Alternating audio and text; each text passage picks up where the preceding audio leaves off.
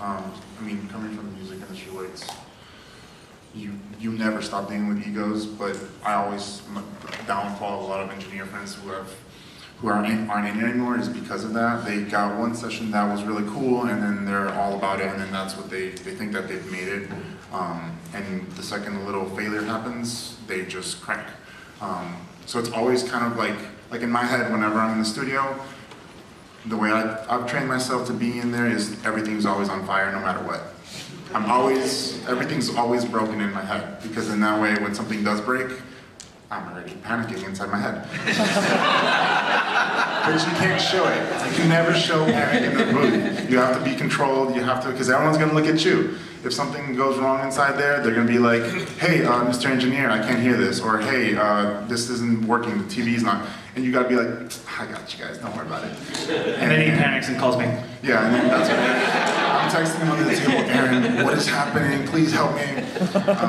But you have to be humble, and you have to understand that just because you're behind the computer screen and you're doing a tech side, like the tech side of the creative process, there's a creative portion to it, and all the other parts of people who you work with and the projects you work with, they all have something that can mold your engineering. So even talking with directors, seeing how they like to get takes out of people, or they want like an actor to say a certain line, or even the actors, like every actor has a different way of having a little like headphone mix for them, and kind of understanding that and applying those things depending on their experience, whether they're veterans or they're newer people. You kind of get an understanding of how certain things work and how to like pull certain sounds out of actors without even having to tell them by like, oh, can you move closer to the mic, or like, hey, can you speak up a little bit? You just kind of mold your sessions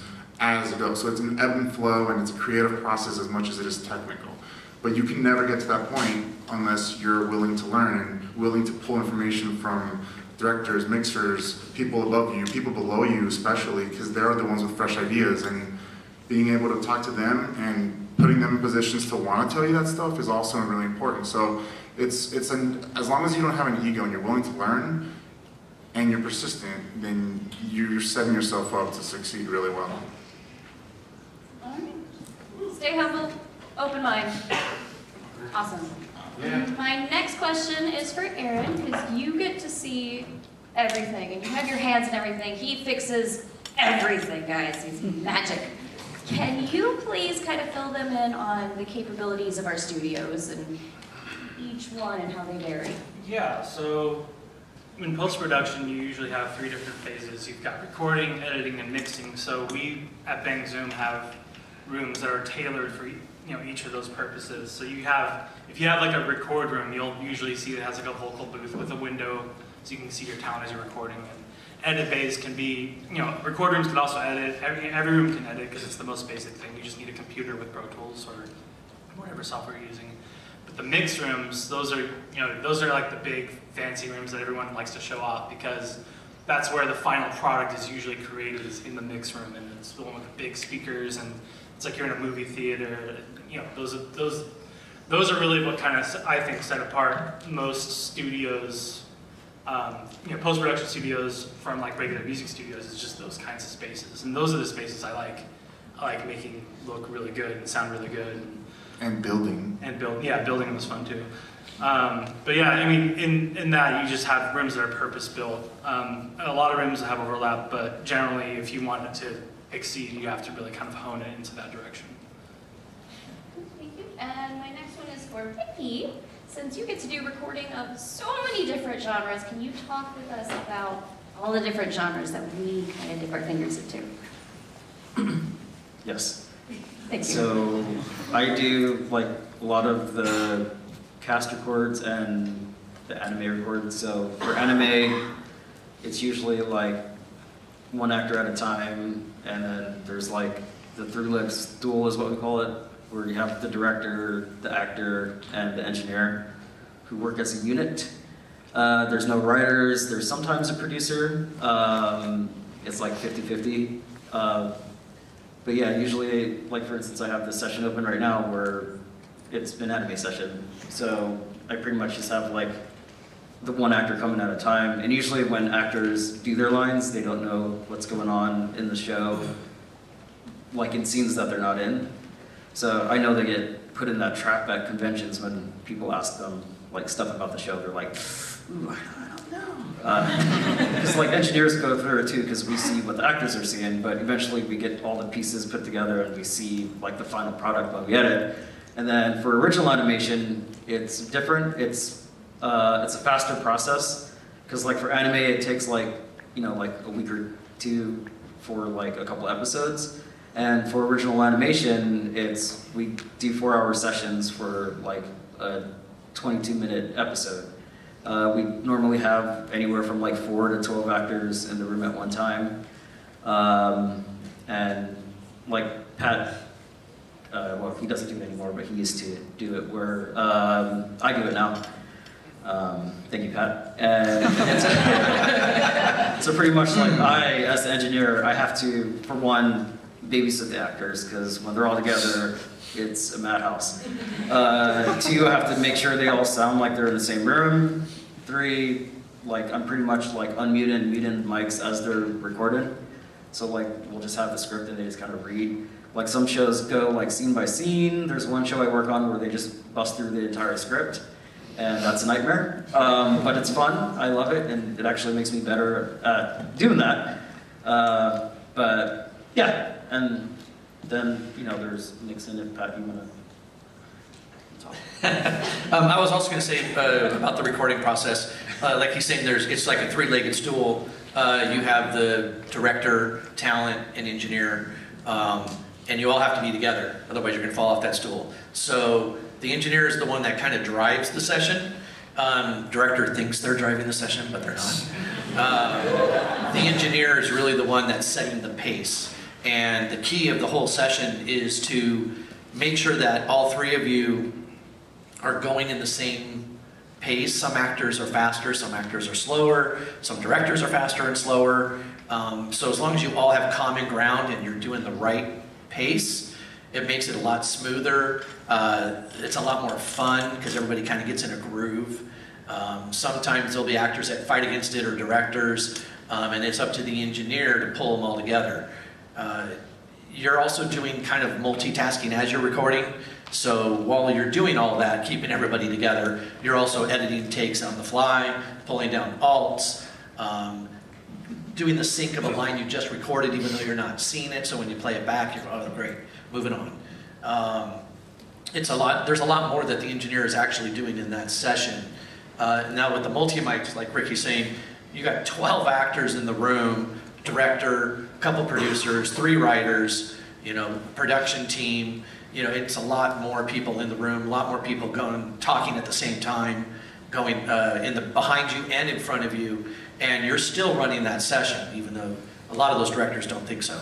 So you're actually the one, you're really multitasking. You're muting, unmuting mics, reading your script, looking ahead, listening to your assistant. Everything's going good, listening to the director. The writers in the back may be giving notes to each other, so you may be thinking, we're going to go back a couple lines. Talent is unruly. They're usually talking amongst themselves in between takes, you know, choking it all up in the booth, or as you're recording it, though. What's that? You can mute them though. So Yeah, you can mute them. That's the best thing in the world. You guys mentioned multi-mic. Do you have a picture? Do we have a picture of the multi-mic setup? Let's see. as a matter of fact, we do. Oh, cool. It's news to me. I didn't know if you grabbed it. But one of the things that Pat was saying about multitasking as an engineer is also the engineer is it's a tech, there's a tech side of it, but majority of the job is of very much people skills. Yeah, so that's one of our multi mics. Is that the 12 mic one? I thought we grabbed like 1, 2, 3, 4. It looks like more than 8. But yes, during those sessions, they're pretty crazy. You have 4 hours to get a whole episode done, and usually when you get done with them, you're pretty fried at the end of it. Yeah, it's pretty rough. And like there's some directors where they add a shit ton of stuff that's not in the script. So I had to come up with like a number system and symbols, because especially for like Spider-Man, they add like a lot of fight efforts.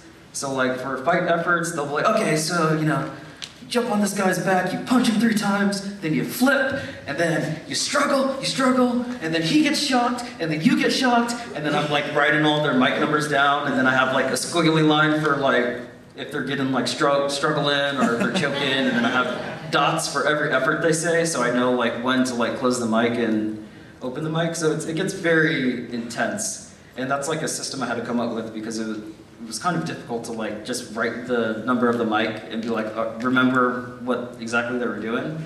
So that's how I came up with that. So like if you ever see my script, you'll just see like a bunch of numbers and dots and squiggly lines everywhere. So yeah, and only I know what's going on in that script. So I think what you're saying is you need an assistant. Do you guys want to be his assistant? Yeah? Just gonna More put than our- assistant. I don't know how to take that.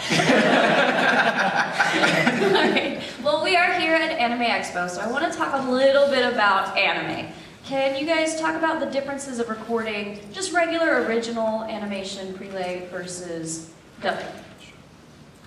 For me, it was I wasn't so much looking at the recording of the anime as much as I was looking at the recording of the anime for the mixer, or for the next person down the line that's taking your files. So I wanted to make sure, for example, when I first recording, that they were all the same level comparatively. Because in anime, you have that one girl that just does not speak up, and you have to get her to project. So you want to make sure they're within the same room, even though they're done at different times, different actors. You need to move up to the mic. No, don't eat the mic. Move back. You gotta place. It's almost like you gotta go in like kids. Put tape on the ground. I've done that many times. Because every actor, then you have Richard Epcar come in who's 6'10", and it's like the microphone, it's going to sound different the way you mic him. That's one of the things with anime that makes it a lot harder, is because you've got all that going on over a week's time. Original animation, you sit there, you set everybody's mic, and pretty much you're set at that time. And you can make sure that they're all the same distance with little pop filter tricks that we do to keep them so far from the mic, or some people like to crouch into the mic, so you can set that kind of thing up. And then as you're recording the multi-mic, you can hear if somebody's not sounding like the rest of them. So when you're doing it with anime, you kind of have to have that memory filter where it's like, okay, I know our rooms are set at 81 SPL. I know that if I hit this level, I'm sounding the same for everybody. That's kind of the difference between the two for anime. Yeah, and one thing that sucks about with the anime, not sucks, but it's difficult, is that you have to match, because the actor doesn't finish everything in one session. So you always have to match what, like, sound quality that you recorded previously.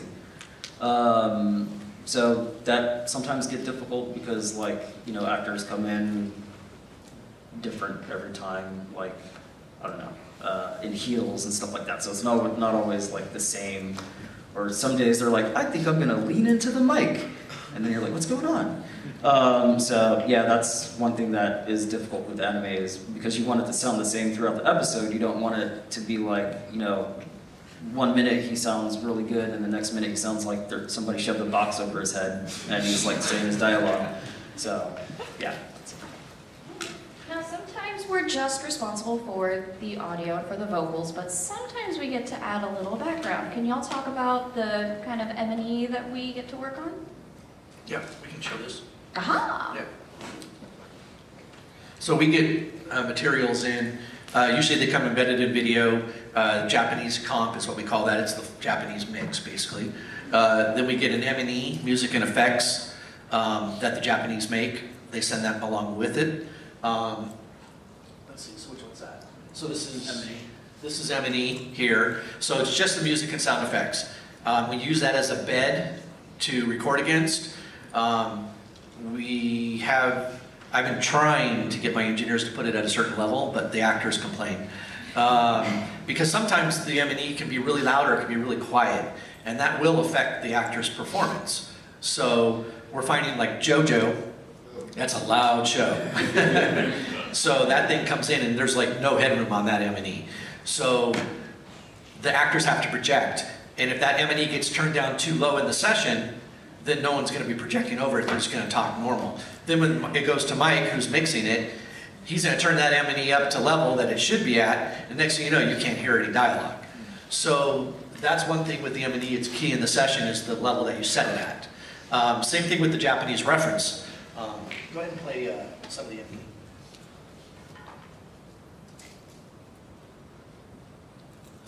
Laptop? Please.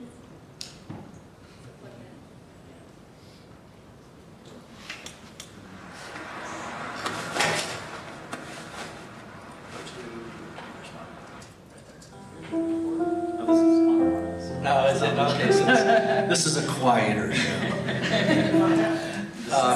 But still, you have, in this Seen him in for. it's it can go up and down, even though it is a quieter M&E, which then will affect the performance. So the actors, when they get into those real serious scenes, need to bring themselves down. But we'll still bring up the M&E to a certain level to keep them projecting in their headphones.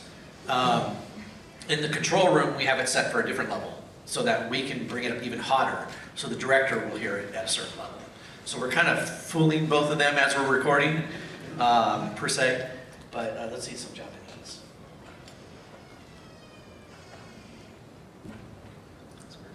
So we'll go back and forth between Japanese and English when we record.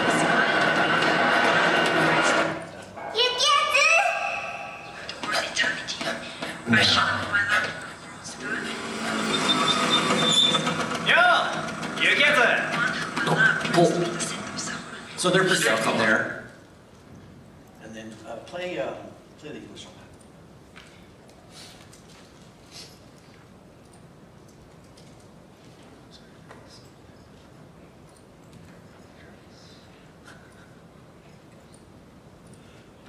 Ricky?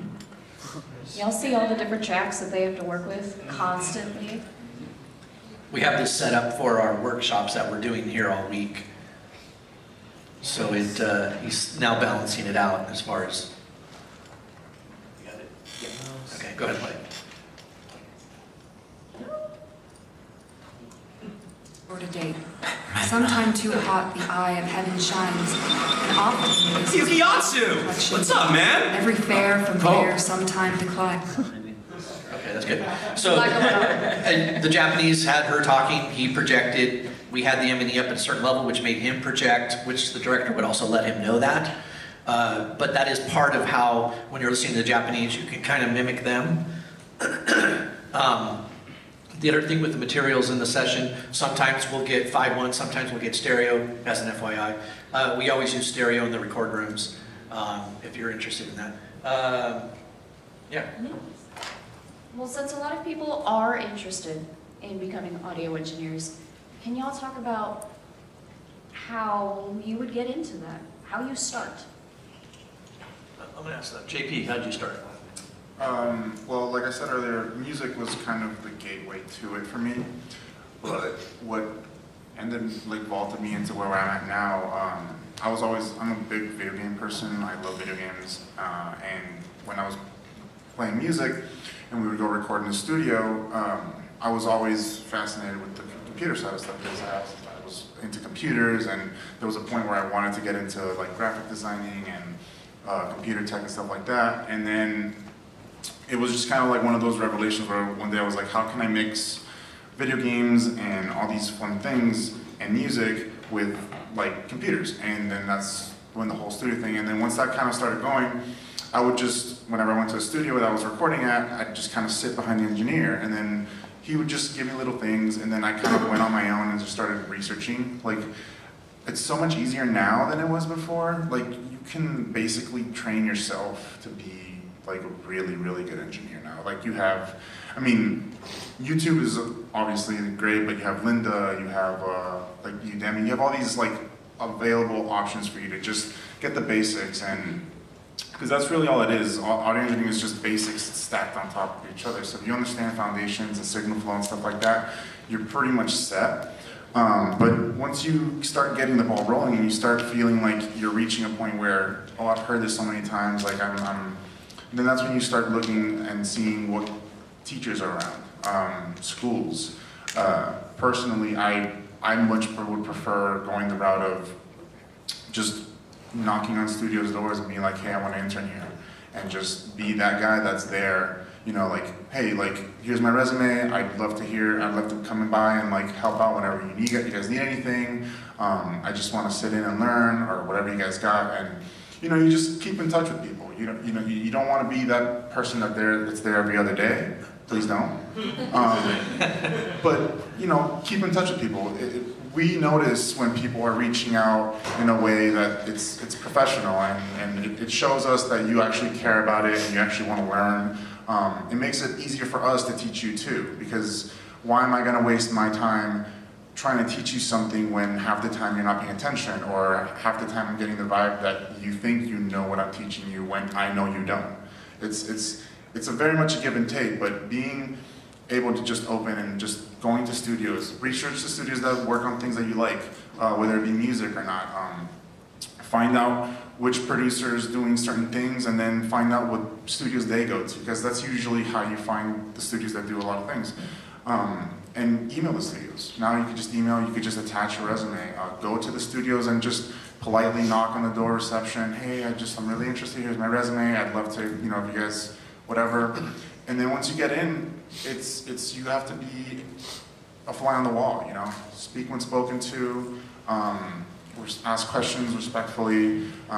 If you see somebody doing something, don't just go, hey, teach me, because I've had people do that to me, and they never did it again. So like internships, Yeah. is always a good way. Like you're saying, somebody you know that's at a studio, you know, ask if you can hang out, fly on the wall in the back, and make sure that you learn and write down everything you can, document everything. It's people that you know at school. Like a lot of the professors nowadays, like JP's saying, have been in the industry. And you can talk to them, see who they know. Maybe they can hook you up with the studio that they worked at. Like you're saying, I wouldn't say learn on your own only, go to school too. That interaction is really good. You don't have to do 4-year, but definitely do a trade school. And then from there, you'll have your school projects, which will definitely get you you won't know what you want to do in the industry yet, but that'll help you see the different sides of the industry. And as far as that, I mean, even if you go in and just, you're a different major and you switch majors, that's fine. But just check it out. That's the main thing. I'm not going to say it's all who you know, because it kind of is, but at first that's kind of intimidating. So, you know, just reach out. All right, so we know humility, we know diligence, and we know open-mindedness. Any other traits for a good audio engineer? Or a bad audio engineer? Well, like for both, like we were saying, the fly on the wall.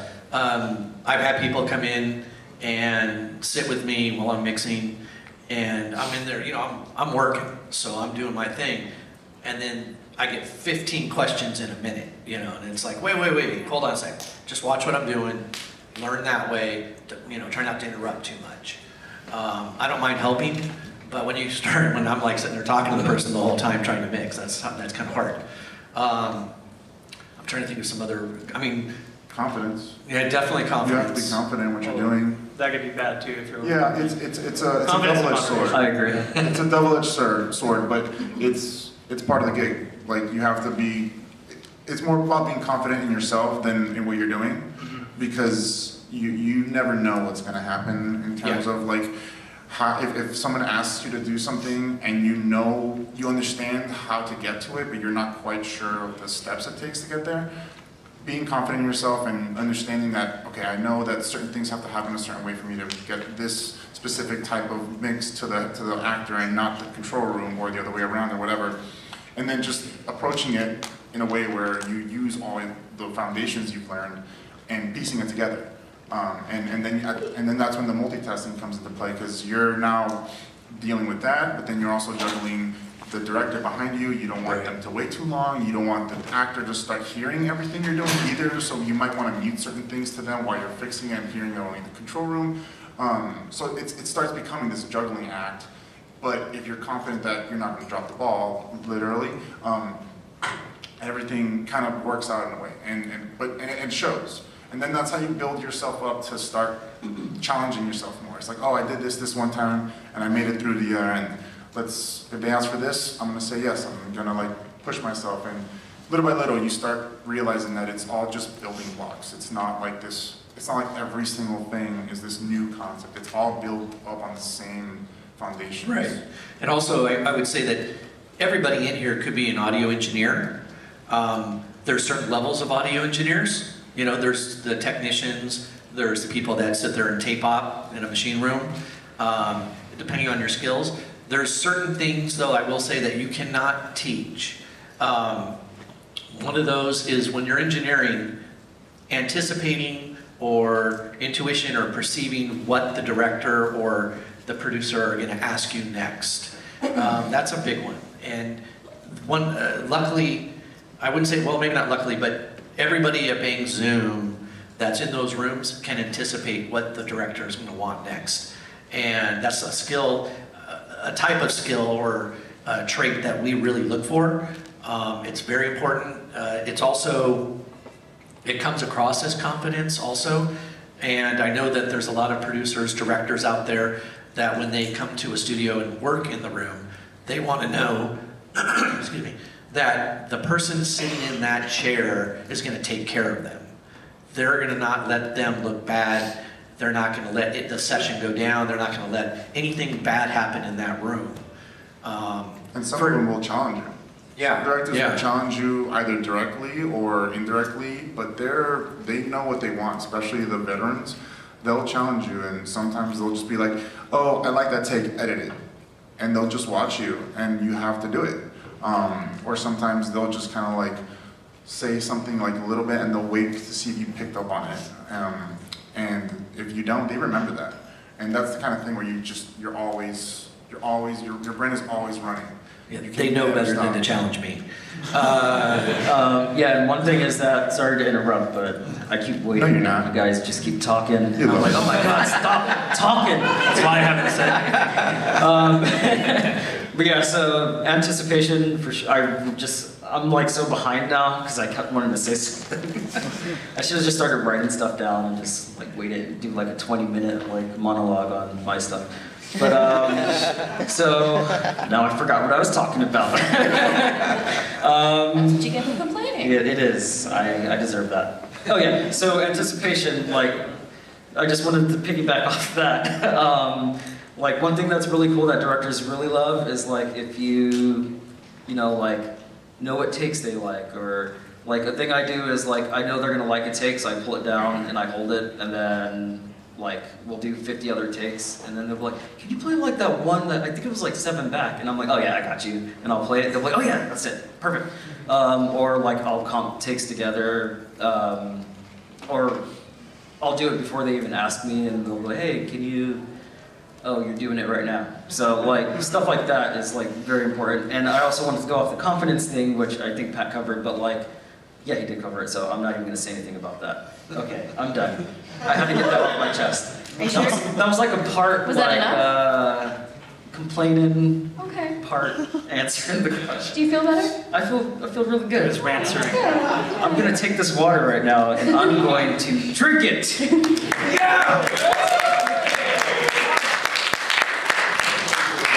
Y'all have been talking a lot. Do we have more examples that we can show? Any effects that we do? Anything on Pro Tools? There you can show. I guess I can just go over like what you guys are seeing right now. I mean, kind of maybe just do like one take, like as if like play Japanese, the beeps, and Okay. like how we would pull down from the record track and stuff like that. All right, let me just. This is too much pressure, guys. All right, let You me. should be used to this. Come on, we talked about this. So much- Multitasking. All right. So. Should have already thought of this. I'll just go to back to here. Here. I make that sound too every time. I'm going to give an example of the confidence that I've encountered while he's doing this, while you're setting up. So doing a multi-mic session, brand new show series, We've got 3 writers, 3 producers, director, everybody in the room. It's with Warner Brothers Animation. I'm in the hot seat, and we're just starting to roll, getting through a little bit, about a minute or two, and all of a sudden the producer in the back steps up and just said, no, this isn't right, it's not sounding right.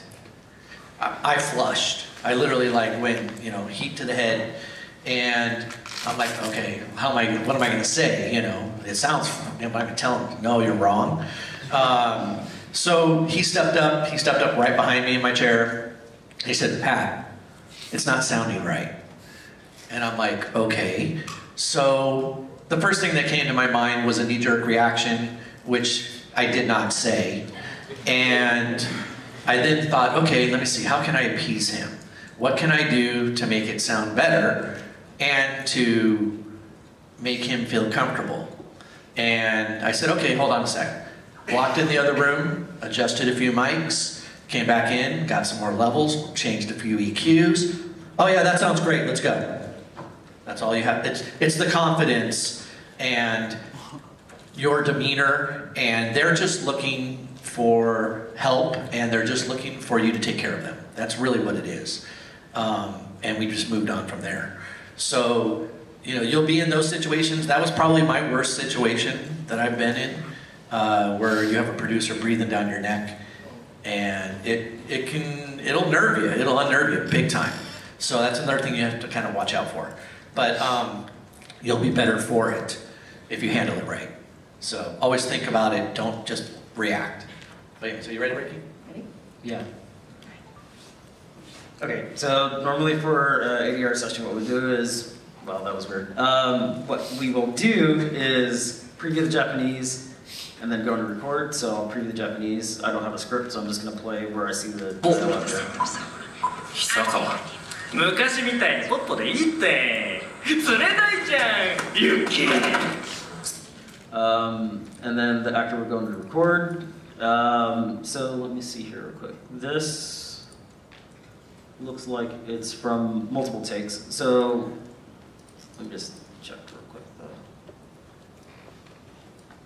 Yeah, it's from multiple takes. So pretty much what the director did was they took the top of take 2, which I can tell because the way we name the files is you'll see the loop number here, and then that little number next to the loop number is the take. It's just the number that Pro Tools auto creates whenever a new file is created. So it looks like, they record this line, and it seems like this line right here needed more separation, or it's just a shitty read, I don't know. And then, so pretty much they did it again. I'm gonna see one more thing here. Yeah, so it looks like they punched off the top of this line. So punch is pretty much when, like, the director likes the top half of a line, and they want to come in for the second half. The engineer would just play this line into record, which I don't have. Let me see here. Okay, cool. Play the line without the punch. Yeah, oh, yeah, I can just do that. I don't know why I was going to go and record, that was stupid. So pretty much, Yeah, you don't, yeah. they would, like, I give one beat to let them know they're recording. And also a thing that I like to do, which, a little tippy tip from Ricky Rick. I just, I have shirts coming out next week, so is like when I'm trying to find a punch point, because like a director will want to punch off a certain word, but sometimes if you play to try to find the punch point, like the actor's like, oh, I'm doing my line, and then you just start reading. What I like to do is I just kind of like to scrub it. One second. So I scrub it, but I make sure that like it goes in slow motion, so they know that like it's not like, or half speed, not slow motion. That's also how they know it's the remix. But yeah, so that's how, like, so the actor doesn't go into like a read, and then the director hears an awesome read, and they'll be like, "Did you get that?" And then you're like, "No, I was finding the punch point." So that's a little tip for you guys if you ever do ADR. So go ahead and play it. Yeah, sorry. So pretty much I do a beep and then the dialogue. Call me, And then, like, after they hear the dialogue, then they'll do their line. call me Popo, like you did back in the day. And then he'll do his line. And then art is made. And then this. Call me Popo, like you did back in the day. Come on, Yuki, live a little. Ethan? And then, yeah, they'll pull it down if they like it. So we pull each character down to their own track as they're going. The selects only. We keep everything else in the bin unless it's an alt. We put it on an alt track, and then that way they can play off themselves, which is very important that they hear their line before, so that it puts into their head what level they should be at. Unless we're totally doing a flip, like in anime all the time, they're calm and all of a sudden they're really loud. And that's why we have to preview when we preview the Japanese. Ricky is also, our engineer, is also listening to that Japanese going, oh, they're going to scream, I'm turning down. And we have certain levels that we like to keep everything at. Basically a rule of thumb is you have your dialogue level, which you set with the SPL in the room, sound pressure level in the room. And then when somebody screams, you still want that scream to be louder than the regular dialogue, but you want it to be even with that dialogue. So the levels come out the same, but it's louder, if that makes sense. And then when, a 102, anime has thousands of those. We do those. We also turn down, but not as much. We like to keep that almost the same level as the dialogue, so that it comes out natural. Unless the actor's doing it really loud or really soft, we'll turn it up or down. But for the most part, we try and keep everything at a consistent level. What else can we show them? Or go ahead. More? Should we do questions? Because Yeah. are we done with Reach to some? the end? Okay. Yeah. All right, we'll open the floor to questions. Who's got questions? All right, you first. I saw your hand first. Hello. So I've been wondering, in your mixing projects, how do you deal with differences in reverb between different scenes? Do you split it up by project? Do you just have something that you can automate, or? So like, let's say, you mean like, let's say they're in a cavern of a cave, and then Yeah. the next thing they're in a house, and so forth. We automate that. Okay. One thing that I use is, I actually use 6 different reverbs for every room. And I'm using portions of those reverbs for portions or parts of that sound. I don't just use one generic reverb. So I actually take parts of different ones and put them all together to make one room. And then I automate that.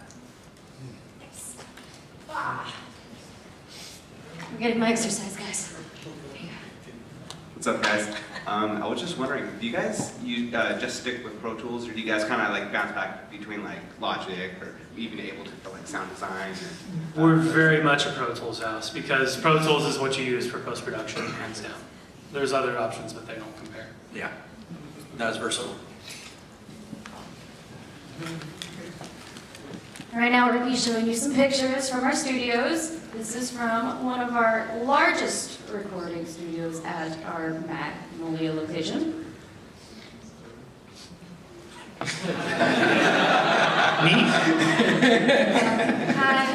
my name is Emily. I'm more interested in going to the editing route, effects editing specifically. I'm just wondering how you work your way up to the editor position. At least for the way we work, editor it's kind of like when you're an engineer with us, it's kind of an encompass thing. You are editing as well as recording, but as far as editing goes specifically, learn your shortcuts and build a flow for yourself. So much of it is being fast and efficient that if you try and mimic too many things, you're never going to actually have a momentum, because editing is very much a momentum. Definitely pace and flow. And especially and there's different types of editing. So there's dialogue editing, and there's video game editing, there's like picture editing.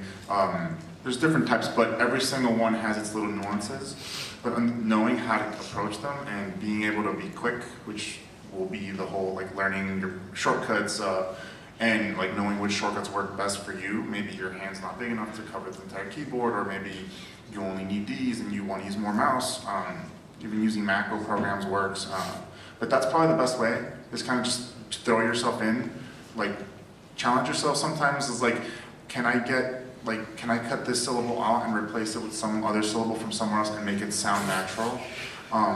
which happens a lot. That's a very, very common thing with editing is sometimes the take was great, but there's like a little on like the A sound, and you need to go scrub through like the entire session sometimes to find a similar pitch, level, intention, A sound. Grab that and paste it and then make it work. And one of the things too is, I'm gonna make it real quick, I know but for editing, we don't just heads and tail fades. That's not editing. We actually go in, spectrograph, isotope, we actually draw files, clicks out manually, and cut files and clean them up. Not over chopping is also a thing, but just so you know, there's been times when we get stuff back and it's like just a fade on the top and the end. It's like, wait a minute, that's not an edit. Go ahead. Hi. I was wondering about the process of syncing the audio to the mouth flaps when you're doing dubbing, and if there are any trouble that you have doing it when you're recording, and then if maybe after you're finished recording you realize it didn't fit, is there something you do in post-production where you try to like make the audio fit the flaps? Yeah, I'll start. Ricky will probably add on. JP. That's definitely a characteristic of the actor, seeing the sync and hitting it. But most of the time we are slipping and sliding in Pro Tools, and there will be times when it's like the perfect take and it's just a hair long. We use quick keys, okay, so I'm sure you're always well familiar with those by now. So we can shrink, stretch just a little bit. We don't do it too much because you can hear the artifacting, but you can do that to make a perfect take fit. So that is one of the tricks also. Go ahead. Okay, and also on top of that, I find it very important that when you're in a session, make sure the sync works before you move on, because then it's less of a pain in the ass when you're editing. But usually if I do, there are some tricks that I use for, for instance, if there's something that's super short, one thing that I do kind of like to do that sometimes works, it doesn't always work, is you can take little bits of the file and kind of separate it, and it doesn't sound like it's separated, but you can manage to make the audio stretch longer. I've done that a couple of times, or it's something as simple as if you compress it, but you can't compress it anymore, then I'll take S's are pretty long, so I'll kind of shrink it a little bit, by chopping out some of it, or there's just little things you can do to sometimes putz around with it, but I definitely recommend I guess we tend to edit what we record, so I don't know in your perspective what you do if you're just an editor, but that's some things that I do like to do on my end. JP, do you have anything? When I answer your question, that's why a lot of what we do is kind of an encompass thing. So when we record, we're also editing, and what helps a lot is actually it's kind of like memorizing waveforms, visually. Even though obviously what we do is you hear things and it's sonic based, but sometimes you see waveforms and you know what kind of waveform you're going to get. Sometimes you know that this one, I can do certain things to these types of waveforms and manipulate it in a specific way that man, we got a double flap at the end of this word, we need to, and then you just know, and just by seeing it sometimes helps. So understanding the visual portion of it also helps a lot too, and understanding that you don't have to compress or stretch the whole line. You can cut the line and then only stretch part of it, and then you're editing now and you're trying to make it blend together so that it works, and you're trying to cover flaps, and so that's probably a thing that helps is understanding the visual portion of it, because there is a visual aspect to it. Yeah, that's very, I'm sorry, Pat. Yeah, that's something that somebody told me before was when I first started, was to learn how to read waveforms. It's definitely super helpful, especially just in sessions, because for me, if I hear a noise, for some weird reason, I can see what it looks like in Pro Tools, and I also just know if I can clean it out. But that's just from experience with editing, just doing it for hours, because it takes hundreds of hours to master something, so. Were those guys in the Matrix that's reading the numbers? We're just that one. The other thing I want to just say too is this: we're talking technical here, but there is another aspect of this whole process with the sync and all that, and that's feel. It needs to feel right. And I have one guy that would sit there and chop the front of the file and bring it right to where the flap should start, but it doesn't look right, it doesn't feel right. So then you move it 2 frames later, it starts 2 frames late, but it looks correct. That's the key. That's the key of the whole thing. All right, we got time for one more, and then we're gonna do our raffle. Hi. I know that in vocals, I've seen a lot of people use when they're mixing vocals, think something like Melodyne. Do you use that or something similar when mixing voice actors? Well, Melodyne is more a pitch Right. manipulation Yeah. plugin. We don't deal with a lot of pitch issues because since it's just talking, unless we're like affecting for like specific like robotic effects and stuff like that. But even then, it's very like rugged, not as intense as like music, for example, where that is, you would tune vocals a certain way and you go in and you like adjust the pitch and then you want to vibrato to it and stuff. But we don't. This is not particularly for voiceover. But we, during my mixing, I will come across certain spots where an actor will, for whatever reason, and it wasn't caught, pitch themselves down just a hair compared to the rest of their stuff. So then I will pitch them back up. Or I may take a character overall, if they're a monster character or something, and pitch them down. But it's more of a, that's more of a global pitch. More of a global. Melodyne is very not very fine. Well, for me, sorry to interrupt you guys, but I just have to. So for a video game that I worked on, me and this other engineer, who's not here, awesome guy, red hair, tall, sexy. I wish I looked like him. Also, his name is Ben. So he should have left that. There was a game where it was just like a crap ton of effects. I was going to say another word. And like one of them was we did use Melodyne as an effect for the character. And also there's like some show I worked on where the main character had like an auto-tune like T-Pain effect. So I pretty much used like auto-tune for that. So I mean it is used sometimes, but not like a More lot for in effect. post-production. Yeah, it's more for effect than actual like, because there's no point of auto-tuning somebody's regular voice. It makes no sense. Sometimes you could pitch syllables if you need to like really make a take work because you're in a situation where you record a line and the client later realizes that, oh, it wasn't the right intention, and then sometimes you need to make it just pitch just so you turn like a statement into a question kind of thing. It's kind of cool. You can sometimes manipulate performances like that, but it's tricky because you have to make sure it flows right. Yeah, we don't usually pitch the original voices because they are cast that way for their voice by Mami Okada. Yes, sir. Right over there. Over here. Ricky, while we're doing the raffle, can you pull up the pictures of the Foley pit? I think we kind of glazed over that, and I find it really fun. Oh, and this guy in this picture is another engineer of ours named Maverick, who is an awesome person. I believe he sleeps in his car because I always see him at the studio. It's like 2 a.m. and he just comes out of the bathroom. What are you doing? All right, who's ready for free stuff? All right, I got five things here. Number 1. Are y'all ready? First number is 170-717-0. Yes. No one? No one? All right, we'll try again. It's $20 for a lost ticket. So. All right, 1707530. Ah, come on down. Get excited. Free stuff.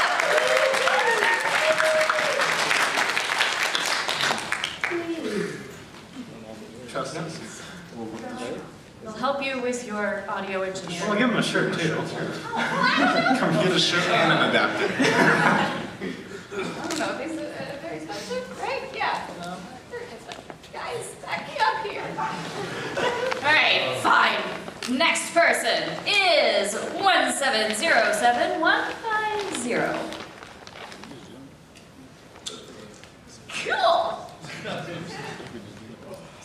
Sure.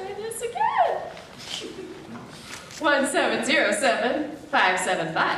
Hey!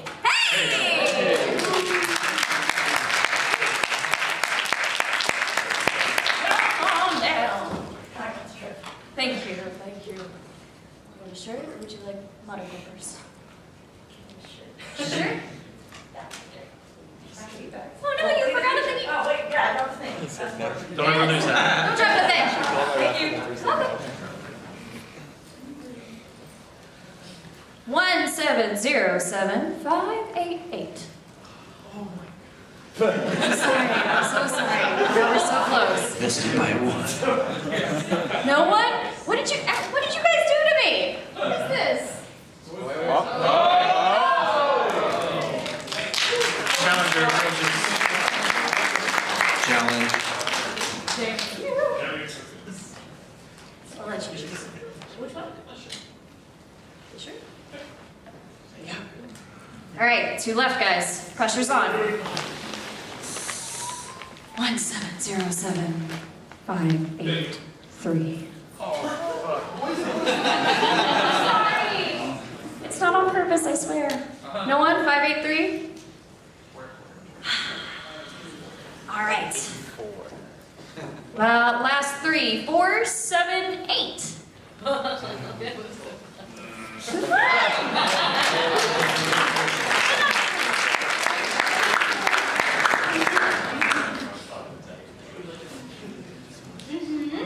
One last one.